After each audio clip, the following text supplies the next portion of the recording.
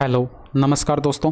आज के इस वीडियो में हम एसएससी एमटीएस 2023 के मैथ्स के प्रश्न सोल्व करेंगे और ये आज हमारा प्रैक्टिस सेट 10 है। ठीक है, और ये जो पेपर है आपका 6 सितंबर 2023 को शिफ्ट फर्स्ट में हुआ था। और इसके अलावा देखिए कल वीडियोस इसलिए नहीं बन पाई थी क्योंकि ये जो इस प्लेलिस्ट में जो थंबनेल यूज़ करता हूँ वो डिलीट हो गया था कल। तो आज मैंने इस वीडियोस का थंबनेल जो है दोबारा से दूसरा बनाया। और हालांकि देखिए मैं एक प्लेलिस्ट के अंदर थंबनेल सेम ही रखता हूँ, बट यहाँ पर थंबनेल डिलीट हो गया था तो इसलिए जो है मैंने इस थंबनेल को चेंज कर दिया है। और इससे आगे के वीडियोज़ के अंदर आपको यही थंबनेल देखने को मिलेगा। ठीक है, और वैसे भी देखिए इन दिनों वीडियोज़ जो है कम अपलोड हो रही हैं, तो इसके पीछे रीज़न ये है कि अभी जो आपके एसएससी के 2024 के जो एग्ज़ाम हुए हैं, एसएससी सीएचएसएल, एसएससी सीपीओ और एसएससी सिलेक्शन पोस्टर, ठीक है, तो उनके लिए मैं कंटेंट तैयार कर रहा था तो उसी में थोड़ा सा टाइम जो है वो लग गया। बाकी देखिए मैंने आपसे बोल रखा है कि एसएससी सीपीओ के हम पहले सॉल्यूशन स्टार्ट करेंगे, बट एसएससी सीपीओ के हम बाद में करेंगे। पहले हम एसएससी सिलेक्शन पोस्ट फेज 12 के जो है क्वेश्चन सोल्व करेंगे। ठीक है, तो चलिए बिना देरी के शुरू करते हैं आज के क्वेश्चन नंबर फर्स्ट से। अब इसमें देखिए दो संख्याओं का अनुपात आपको बताया गया है, यहाँ पर 2:5 है और उनका लघुत्तम समापवर्ती एलसीएम आपको बताया गया 80 है। तो संख्याएं ज्ञात कीजिए। तो आसान सा प्रश्न है, यानी कि आपको यहाँ पर एलसीएम जो है वो बताया गया 80 है और एचसीएफ जो है वो आप यहाँ पर मान लीजिए x है। तो यहाँ पर संख्याएं जो है ये आपके पास यहाँ पर 2:5 के अनुपात में दे रखी थी, तो 2 इंटू में 5 करेंगे, इंटू में HCF x से गुणा कर देंगे और ये बराबर आ जाएगा एलसीएम के। और एलसीएम आपको यहाँ पर 80 बताया गया, तो बराबर कर दीजिए 80 के। तो यहाँ पर 5 दूनी का 10 से 0 कट गया, x बराबर कितना आ गया 8 आ गया। और x आपने HCF को मान रखा है, तो HCF हाईएस्ट कॉमन फैक्टर कितना है 8 है। तो ये जो संख्या है आपके पास ये भी 8 गुना हो जाएंगे, यानी कि 8 दूनी का 16, 8 पंचे 40, तो 16 और 40 जो है ये आपके पास यहाँ पर संख्याएं आ जाएंगी। तो देखिए अगर आपने इस टाइप का प्रश्न पहले बना रखा है तो आप जो है इसको बिना लिखे भी क्वेश्चन को सोल्व कर सकते हैं। कैसे? देखिए 5 दूनी का 10 आपको दिखाई पड़ गया, 0 से ये 0 कट गया, तो HCF 8 आपको यहाँ पर दिखाई पड़ गया, तो संख्या 8 गुना हो जाएंगे, यानी कि 8 दूनी का 16 और 8 पंचे 40। तो बिना लिखे भी आप इस प्रश्न को सोल्व कर सकते थे। इसमें देखिए सुरजीत अकेले एक काम को 8 दिनों में पूरा कर सकता है और मंजीत अकेले जो है उसी काम को 6 दिनों में पूरा कर सकता है। सुरजीत और मंजीत ने बारी बारी से एक दिन छोड़कर काम करते हुए इस काम को करने का फैसला किया और पहले दिन सुरजीत काम शुरू करता है और काम कितने दिनों में पूरा होगा ये आपसे यहाँ पर पूछा गया। तो यहाँ पर सुरजीत है और यहाँ पर ये मंजीत है। सुरजीत आपको बताएगा 8 दिन में कर सकता है और मंजीत जो है ये 6 दिन में काम कर सकता है। तो दोनों का एलसीएम जो है ये आपको 24 दिखाई पड़ गया, यानी कि 3 इसकी एफिशिएंसी आ जाएगी और यहाँ पर 4 इसकी एफिशिएंसी आ जाएगी। आपसे प्रश्न में यहाँ पर क्या बोला गया? प्रश्न में बोला गया कि सुरजीत पहले दिन काम करता है, पहले दिन जो है सुरजीत काम करता है और उसके बाद यहाँ पर मंजीत काम करता है। तो सुरजीत तो एक दिन में 3 यूनिट का काम करता है और ये यहाँ पर जो है मंजीत ये 4 यूनिट का काम करता है। तो टोटल 2 दिन के अंदर जो है यहाँ पर देखिए इसी तरह से ये 2-2 दिन के ऐसे पेयर बनते हुए चलते जाएंगे। ठीक है, तो हमने यहाँ पर कैलकुलेट कर लिया कि 2 दिन के अंदर टोटल कितने यूनिट का काम हुआ, 7 यूनिट का काम हुआ, जबकि हमें टोटल वर्क कराना कितना है 24 यूनिट का काम कराना है। तो देखिए 24 एग्जैक्ट तो हम करा नहीं सकते, तो यहाँ पर इसका 3 गुणा करेंगे तो 21 यूनिट का काम हो जाएगा कितने दिनों में, इधर भी हम 3 से गुणा कराएंगे तो 3 दूनी का 6 दिन में जो है यहाँ पर 21 यूनिट का काम हो जाएगा। कितने दिन में? 6 दिन में। अब यहाँ पर शेष काम कितना बचा है भाई? 24 में से यहाँ पर 21 यूनिट का काम हो चुका है, तो बचा कितना? 3 यूनिट का शेष काम बचा है। अब देखिए यहाँ पर 2 दिन के बाद मंजीत पर एंड हो रहा है काम, तो अब बारी आएगी यहाँ पर सुरजीत की। और सुरजीत यहाँ पर देखिए एक दिन में 3 यूनिट का काम कर सकता है और हमारे पास काम भी 3 यूनिट का शेष बचा था, तो ये 3 यूनिट का काम जो है एक दिन में करके चला जाएगा। ठीक है, तो यहाँ पर टोटल काम कितने दिन में कंप्लीट हुआ? 6 दिन यहाँ पर और 1 दिन यहाँ पर, तो टोटल 7 दिन में जो है यहाँ पर काम हुआ। ठीक है, तो ऑप्शन नंबर 4 जो है ये आपके प्रश्न का सही आंसर हो गया। ए अपनी दैनिक आय का 20% खर्च करता है और यदि वे जो है ये आपको बताया गया, यानी कि एक्सपेंडिचर आपको बताया गया 20% है और यहाँ पर ये बता दिया गया 250 रुपये, तो उसकी दैनिक आय कितनी, यानी कि आय जो थी वो अपने आप में 100% थी, तो 20% की वैल्यू आपको यहाँ पर प्रश्न में बताई गई है 250 रुपये है। तो इनकम जो है वो अपने आप में 100% थी, तो 100% बराबर कितना हो जाएगा? ये 1250 हो जाएगा। भाई मैंने क्या किया, बोथ साइड जो है 5 से गुणा कराया, तो आंसर आपको यहाँ पर डायरेक्ट दिखाई पड़ जाना चाहिए था। किस केंद्र पर उम्मीदवारों की संख्या सबसे अधिक है। तो इसमें जब आप यहाँ पर देखेंगे तो ये मुंबई और यहाँ पर कोलकाता का देखिए आपको डेटा बड़ा बड़ा दिखाई पड़ रहा है, तो इन दोनों में से कोई एक आंसर होगा। जब आप यहाँ पर टोटल देखिए, यहाँ पर ये आपको चेन्नई और हैदराबाद और बेंगलुरु के कंपैरिजन में जो आपको ये डेटा बड़े दिखाई पड़ रहे हैं, तो इसलिए इन दोनों में से जो है कोई एक आंसर होगा। बाकी यहाँ पर देखिए आप सभी का टोटल करके भी देख सकते हैं, बट यहाँ पर हम इन दो का टोटल करके देख लेते हैं क्योंकि हमें डेटा इनका ही बड़ा दिखाई पड़ रहा है। तो ये 30,000 और ये 38,200 जो है ये आपके पास यहाँ पर टोटल हो रहा है। और यहाँ पर करेंगे तो ये 2232 और यहाँ पर 38,500 और ये 38,620 जो है यहाँ पर टोटल हो रहा है। तो इसमें सबसे ज़्यादा किसका है भाई, कोलकाता का आपको ज़्यादा दिखाई पड़ा, तो यही आपके पास आंसर हो जाएगा ऑप्शन नंबर 3। इसमें देखिए 5400 पर 7 वर्ष के लिए जो 4% वार्षिक की दर से साधारण ब्याज रुपए में कितना होगा ये आपको कैलकुलेट करना है। तो डायरेक्ट देखिए 700 के 28% आप 5400 का कैलकुलेट कर लेंगे तो आपके पास आंसर आ जाएगा।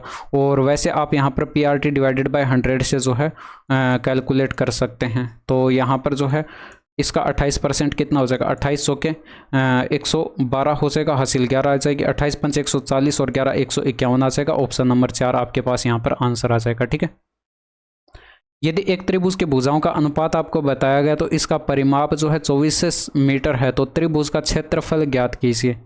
तो यहाँ पर देखिए परिमाप यानी कि पेरीमीटर आपको बताया गया, तो अगर यहाँ पर भुजाएं यानी कि साइड जो है ये आपके पास 3x 4x और ये 5x। पहले तो देखिए यहाँ पर 3 4 5 का ये ट्रिपलेट बनता है, ये आपको पता होगा, यानी कि समकोण त्रिभुज के भुजाएं होंगी 3x 4x और 5x। तो अगर हम यहाँ पर इन तीनों भुजाओं को ऐड करें 3x प्लस का 4x प्लस का 5x, आप डायरेक्ट ऐड करा के लिखिएगा, यहाँ पर टाइम बर्बाद नहीं होगा। देखिए यहाँ पर ये मैं छोटी छोटी चीज़ें जो है यहाँ पर लिख के बताता हूँ, आप डायरेक्ट भी ऐड कर सकते थे। 5 4 9 और 3 12 यानी कि 12x होता और ये परिमाप आता, और परिमाप आपको प्रश्न में बताया गया 24 मीटर है। तो यहाँ पर 12x बराबर 24 है, तो x बराबर कितना दिखाई पड़ गया 2, तो x बराबर 2 मीटर आपको दिखाई पड़ गया। तो यहाँ पर 3 दूनी का 6 हो जाएगा और 4 दूनी का 8 हो जाएगा, 5 दूनी का 10 हो जाएगा। आपको पता है सबसे बड़ी भुजा हाइपोटेनस होती है, तो आप जब क्षेत्रफल कैलकुलेट करते हैं तो 1/2 आधार इंटू में ऊंचाई करते हैं, यानी कि बेस इंटू में हाइट करते हैं। तो यहाँ पर हाइपोटेनस को तो आप यहाँ पर नहीं लेते, ये 2 भुजाएं लेते हैं, तो यहाँ पर 6 गुणा में 8 कर दीजिए। तो ये आपके पास यहाँ पर 8 त्रिका 24 मीटर स्क्वायर जो है ये आपके पास यहाँ पर इस त्रिभुज का क्षेत्रफल आ जाएगा। ठीक है, एक बल्लेबाज 13वीं पारी में 96 रन बनाता है और इस प्रकार उसके औसत में जो है 3 की वृद्धि हो जाती है, तो 13 पारियों के बाद उसका औसत कैलकुलेट करके बताना है। तो देखिए यहाँ पर ये 13वीं पारी में जो 96 रन बनाता है, यहाँ पर ये जो टोटल 96 रन बनाए, अब यहाँ पर जो 12 पारी थी यानी कि पहले जो 12 पारी थी उनके एवरेज में जो है 3-3 का इंक्रीमेंट हुआ, तो यहाँ पर इसमें से 3-3 जो है खर्च हो चुका है हमारे पास। ठीक है, तो इसमें से हमारे पास ये 3 यूनिट जो है, जो शेष हमारे पास 12 पारियां थी उनके एवरेज में 3-3 की वृद्धि करने में जो है खर्च हो जाएगा। कितनी पारियों में, 12 पारियों में, तो 12 3 36, इसमें से माइनस कर देंगे तो 60 आपके पास यहाँ पर एवरेज आ जाएगा सभी 13 पारियों का। ठीक है, एक बार फिर से समझिए इस प्रश्न को। देखिए यहाँ पर जो हमारे पास 12 पारियां थी उनका औसत हमें नहीं पता, उनका औसत जो भी रहा होगा उसमें 3-3 का इंक्रीमेंट करने में जो 13वीं पारी में रन बनाया गया 96, इसमें से 3-3 का इंक्रीमेंट करने के लिए 3-3 खर्च होगा। कितने पारियों के लिए, 12 पारियों के लिए। तो यहाँ पर 12 3 36 करके इसमें से यहाँ पर माइनस कर देंगे, तो ये आपके पास यहाँ पर 60 यूनिट का जो है, ये 60 जो है आपके पास यहाँ पर एवरेज आ जाएगा। कितने पारियों का, 13 पारियों का। ठीक है, नेक्स्ट देखिए, बाकी देखिए बेसिक से भी आप बना सकते हैं, बट आपको इसी तरह से जो एवरेज के प्रश्न सोल्व करने हैं, तो इसलिए मैंने आपको सिर्फ इसी तरीके से करवाया। ठीक है, बाकी बेसिक से आप खुद से सोल्व करके देख सकते हैं, उसमें टाइम ज़्यादा लगेगा। इसमें देखिए एक विक्रेता द्वारा जो है अपने माल को 3200 में बेचने पर प्राप्त होने वाला लाभ उसी माल को 3000 में बेचने पर प्राप्त होने वाले लाभ के 7/5वें भाग के बराबर है। तो माल का क्रय मूल्य यानी कि कॉस्ट प्राइस आपको कैलकुलेट करके बताना है। तो आसान सा प्रश्न है, 3200 में बेचने पर, 3200 में बेचने पर इसको प्रॉफिट हो रहा है, तो जब आप विक्रय मूल्य में से कॉस्ट प्राइस यानी कि क्रय मूल्य घटाते हैं तो यहां पर प्रॉफिट होगा।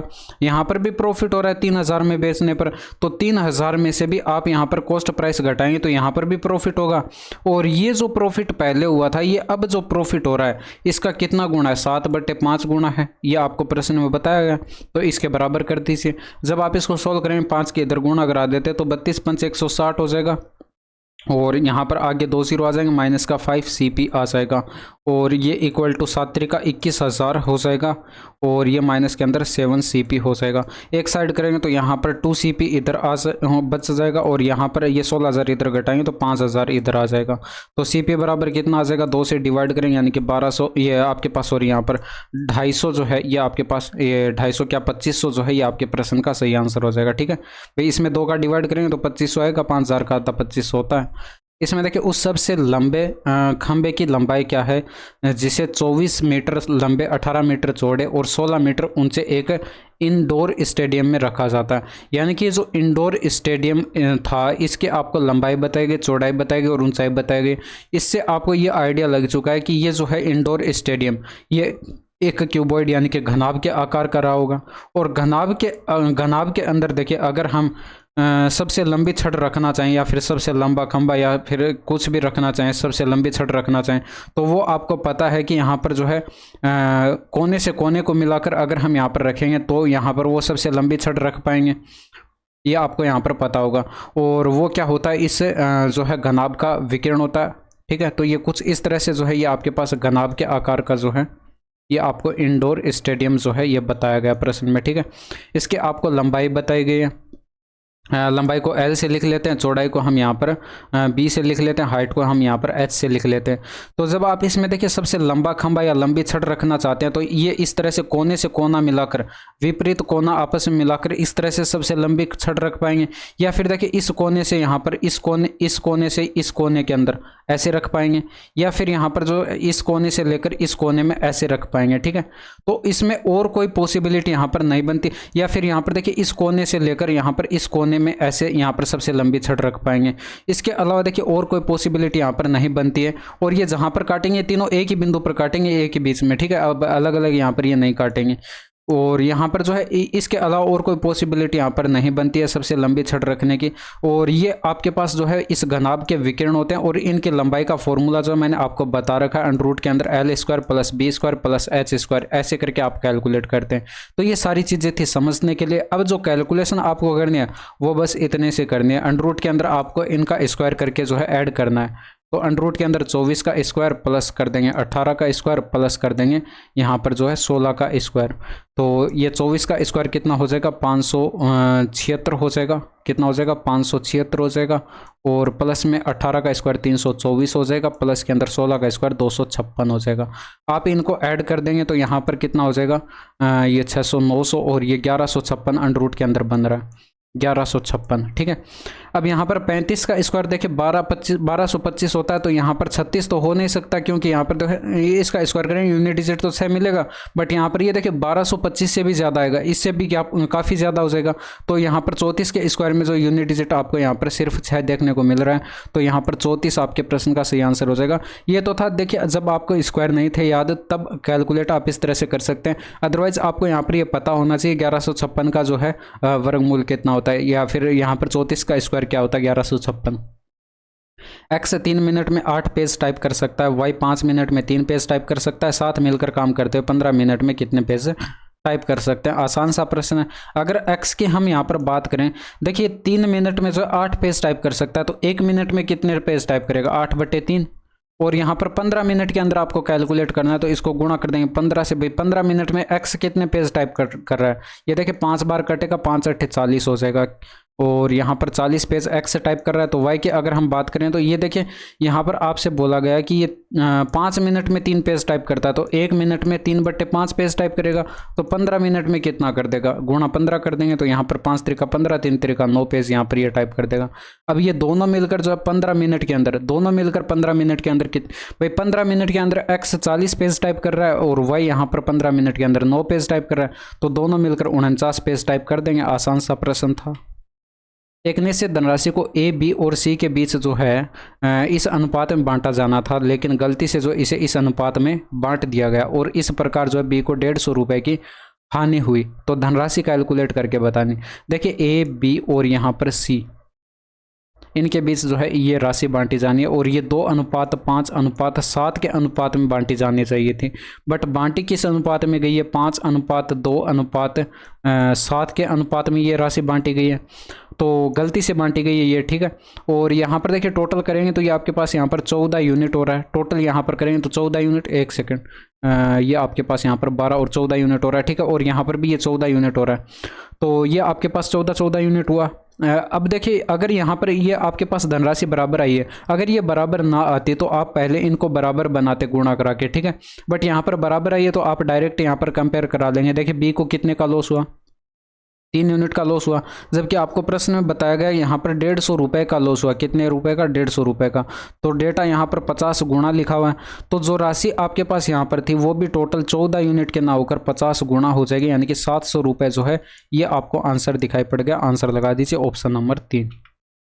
एक पुलिसकर्मी 108 मीटर की दूरी से एक चोर को देखता है, चोर भागने लगता है और पुलिसकर्मी उसका पीछा करता है। यदि चोर और पुलिसकर्मी के चाल आपको बताए गए तो पुलिसकर्मी द्वारा पकड़े जाने से पहले चोर को कितनी दूरी भागना होगा, ये आप यहाँ पर कैलकुलेट करना। देखिए यहाँ पर ये दोनों एक ही दिशा में दौड़ेंगे तो इनकी relative speed 2 kilometre per hour की आपको यहाँ पर दिखाई पड़ेगी। अब इस स्पीड से ये दोनों के बीच की दूरी जो थी 108 मीटर की, ये डिस्टेंस कवर होगी 2 किलोमीटर पर आवर की स्पीड से। बट यहाँ पर दूरी जो थी वो आपके पास यहाँ पर मीटर प्रति सेकेंड में थी, सॉरी मीटर में थी। तो यहाँ पर आप ये चाल जो किलोमीटर पर आवर में, इसको मीटर प्रति सेकंड में कन्वर्ट करेंगे, यानी कि 5/18 से इसको गुणा करा के कैलकुलेट करेंगे। अब ये जो टाइम कैलकुलेट होकर आएगा, ये पुलिस द्वारा जो है चोर को पकड़ने में लिया गया टाइम कैलकुलेट होकर आएगा। अब इस टाइम के दौरान जो है चोर को कितना भागना पड़ेगा वो आपको कैलकुलेट करना था। भैया आपके पास यहाँ पर इतना जो है टाइम कैलकुलेट होकर आया। अगर आप यहाँ पर टाइम को स्पीड से गुणा कराते हैं तो आपके पास डिस्टेंस आती है, और यहाँ पर चोर की डिस्टेंस जो है वो आपके पास क्या थी, 21 किलोमीटर पर आवर थी। तो आप टाइम को गुणा करा देंगे 21 से। टाइम को किससे गुणा करा देंगे, 21 से, क्योंकि स्पीड चोर की कितनी थी, 21 थी। बट ये भी तो किलोमीटर पर आवर में थी, तो आप इसको भी मीटर प्रति सेकंड में कन्वर्ट करने के लिए 5/18 से गुणा कराएंगे। अब ये 5/18 से 5/18 कट गया, 2 का इसमें डिवाइड करेंगे, ये आपके पास यहाँ पर 54 आ जाएगा, और गुणा में ये 21 आ जाएगा। तो 21 4 84 का 4 आ गया, हासिल आ जाएगी 8। 21 5 105 और 8 113 हो जाएगा। तो ऑप्शन नंबर 3 आपके प्रश्न का सही आंसर आ गया। अब देखिए ये चीज़ आप एग्जाम में किसी को समझा नहीं रहे होते हैं, वहाँ पर डायरेक्ट आप खुद से कैलकुलेट करते हैं, तो फटाफट से कैलकुलेट करके आंसर टिक कर देते हैं, ठीक है। अब इसमें देखिए यहाँ पर यदि विद्यार्थियों की कुल संख्या जो है 1200 है, तो BCA और BSc में पढ़ने वाले विद्यार्थियों की संख्या के बीच का अनुपात कितना, ये आपको कैलकुलेट करना है। तो BCA में जब आप यहाँ पर देखेंगे तो ये 12% लिखा हुआ, आपको डेटा दिखाई नहीं पड़ रहा होगा। और BSc में अगर आप यहाँ पर देखेंगे तो ये 18% लिखा हुआ है। तो आपको इन्हीं का जो है रेशियो कैलकुलेट करना था। एक तो BCA और यहाँ पर ये BSc है, ठीक है। तो BCA में अगर आप यहाँ पर देखें तो ये 12% है, और इसमें देखें तो 18% है।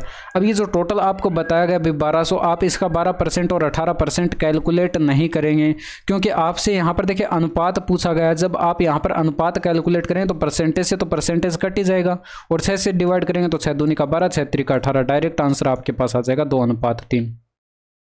4 किताबें और 8 कलमें 260 रुपये में खरीदी गई। यदि एक किताब का औसत मूल्य 35 रुपये है तो एक कलम का औसत मूल्य कितना होगा। देखिए 4 किताबें थी, यानी कि 4 बुक प्लस 5 आपके पास सॉरी यहाँ पर 8 कलमें थी, 8 कलमें थी, तो 8 पेन यहाँ पर लिख लेते हैं। इन सभी का मूल्य जो है मिलाकर आपको प्रश्न में बताया गया 260 रुपये। अब एक किताब का औसत मूल्य आपको प्रश्न में बताया गया 35 रुपये है, यानी कि एक किताब का मूल्य, औसत मूल्य यानी कि एक किताब का मूल्य आपको बताया गया कितना है, 35 रुपये। जब आप यहाँ पर 35 रखेंगे तो 35 का 4 गुना 140 हो जाएगा। तो 8p बराबर कितना आ जाएगा, 140 इसमें से माइनस करेंगे 120 आ गया, 15 8 120 होता है। तो एक पेन का मूल्य कितना आ जाएगा, 15 रुपये आ जाएगा, और ऑप्शन नंबर 4 आपके पास सही आंसर हो जाएगा। एक कक्षा में 20 छात्रों का औसत भार आपको बताया गया 30.5 किलो था। कक्षा में 6 नए छात्रों को शामिल होने के बाद इनका औसत भार जो है 2 किलो बढ़ जाता है। तो कक्षा में शामिल होने वाले 6 नए छात्रों का औसत भार कैलकुलेट करके आपको बताना, और दशमलव के एक स्थान तक सन्निकटित आपको कैलकुलेट करके बताना। तो एक चीज़ इसमें देखिए, यहाँ पर जब ये 6 नए छात्र आए हैं, अगर इनका एवरेज भी यहाँ पर 30.5 होता तो एवरेज में कोई फर्क नहीं पड़ता। यानी कि अगर आपके पास इनका एवरेज 30.5 होता तो एवरेज में कोई फर्क नहीं पड़ता। बट एवरेज आपका यहाँ पर देखिए 2 किलो से बढ़ जा रहा है, यानी कि 2 किलो की यहाँ पर 2 किलो का इंक्रीमेंट होगा। कितने में, 20 यहाँ पर पहले छात्र थे, 6 और आ गए, यानी कि टोटल 26 छात्रों में इंक्रीमेंट होगा।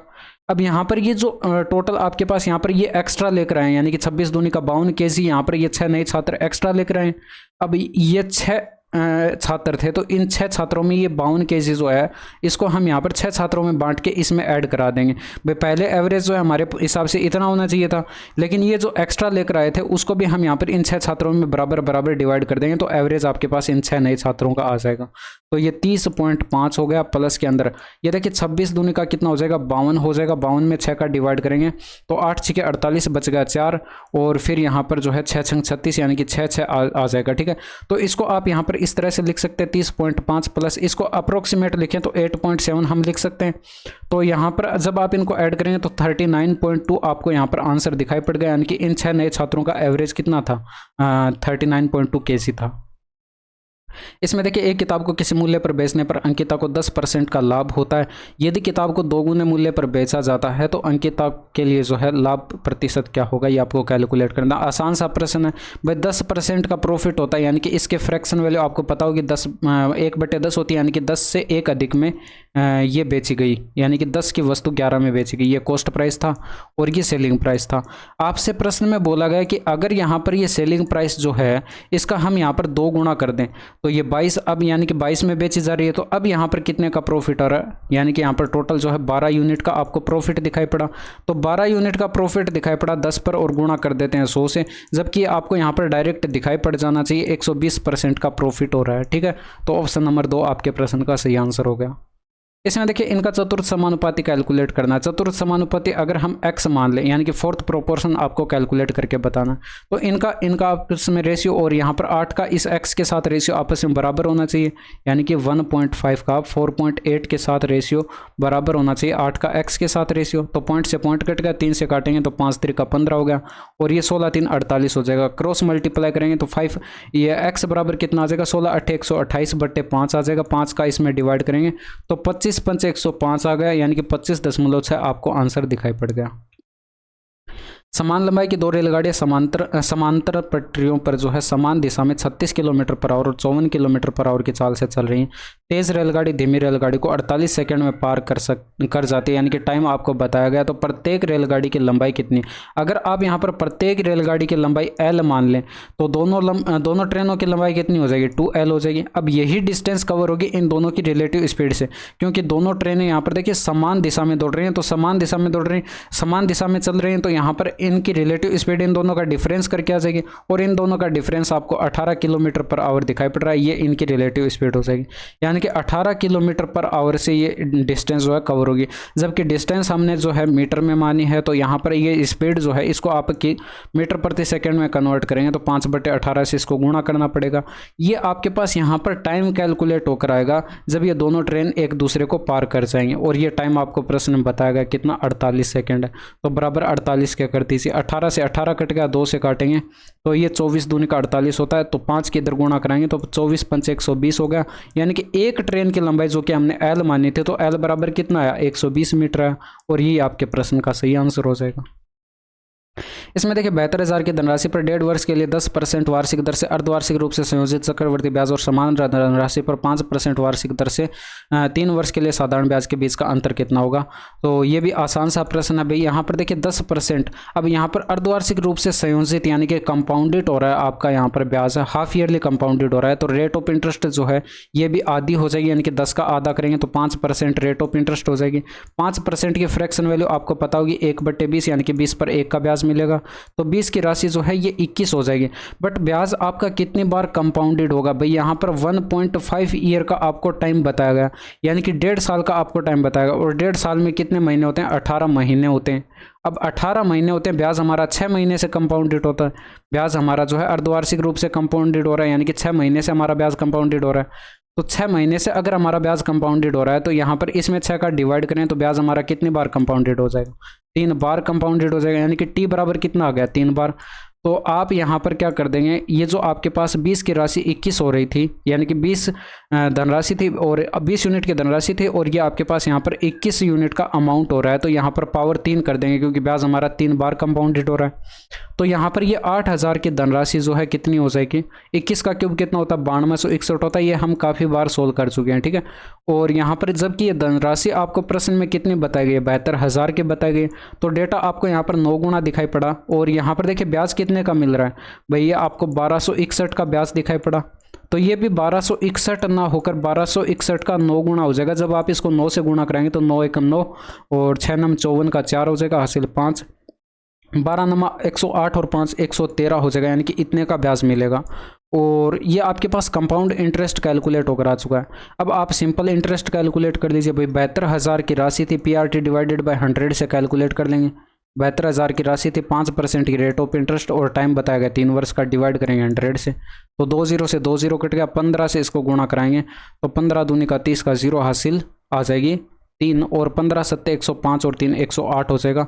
अब आप इन दोनों का डिफरेंस देख लीजिए भाई। इन दोनों ब्याज के बीच का डिफरेंस देखिए कितने का दिखाई पड़ रहा है भाई। 549 का आपको डिफरेंस दिखाई पड़ा और यही आपके प्रश्न का सही आंसर हो जाएगा। ठीक है, नेक्स्ट देखिए, निम्नलिखित व्यंजक को सरल करके बताना। तो ये भी मतलब आसान सा प्रश्न है। इसमें देखिए अगर आप इस 2 से डिवाइड करें 22 को तो ये 11 आ जाएगा, ये माइनस का 11 आएगा। ठीक है, ध्यान रखिएगा इसको। और यहाँ पर 35 दूनी का 70, भाई आप डिवाइड पहले सोल्व करते हैं, 35 दूनी का 70 आ गया। और यहाँ पर देखिए 0.4 बट्टे 0.8 करेंगे तो ये 1/2 आएगा ना। और यहाँ पर देखिए 1.5/3 करेंगे तो ये भी आपके पास 1/2 आएगा। और 1/2 और 1/2 बीच में निशान प्लस का था तो ऐड करेंगे तो 1 बन जाएगा और ये 1, यानी कि टोटल 2 बन गया। और यहाँ पर अगर आप इसमें देखें तो 45 है और ये माइनस का 11 और ये आपके पास प्लस का 12, यानी कि प्लस का 1 बच गया। और ये प्लस का 2 आया था तो प्लस का 2, और ये 1 बन चुका था और ये प्लस का 1 यानी कि प्लस का 2 बन चुका है। तो टोटल करेंगे तो ये 50 आपके प्रश्न का सही आंसर हो जाएगा। तो मतलब कैलकुलेशन थी, समझाने लायक इसमें कुछ था नहीं। ठीक है, तो ये थे आपके पूरे 20 प्रश्न। और यहाँ तक की वीडियो कैसी लगी कमेंट करके ज़रूर बताएगा। बाकी मिलते हैं आपसे नेक्स्ट वीडियो में। That's all for today. Thank you, धन्यवाद, बाय बाय, टेक केयर।